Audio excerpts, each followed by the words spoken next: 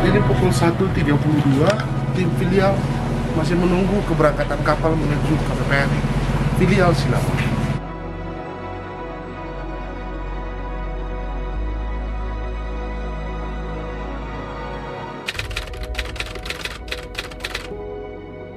Matahari perlahan terbit, membentuk siluet yang begitu memukau di cakrawala laut. Kapal yang sejak malam melaju tenang di atas permukaan laut seakan tahu bahwa pelaksanaan tugas di Pulau Sinabang harus dimulai. Tujuan kami, Pulau Sinabang, sebuah permata tersembunyi di barat daya Aceh.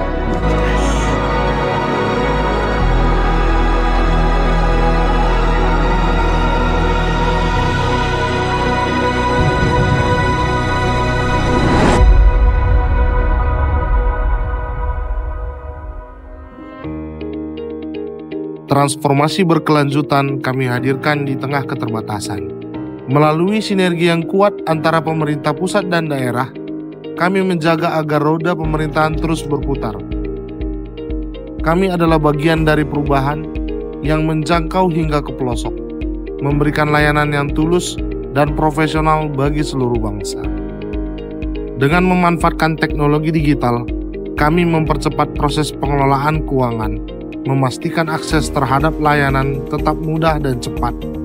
Dari sinilah perubahan besar dimulai, bahkan dari ujung negeri. Jalas Veva, Jaya Mae. Justru di laut, kita jaya.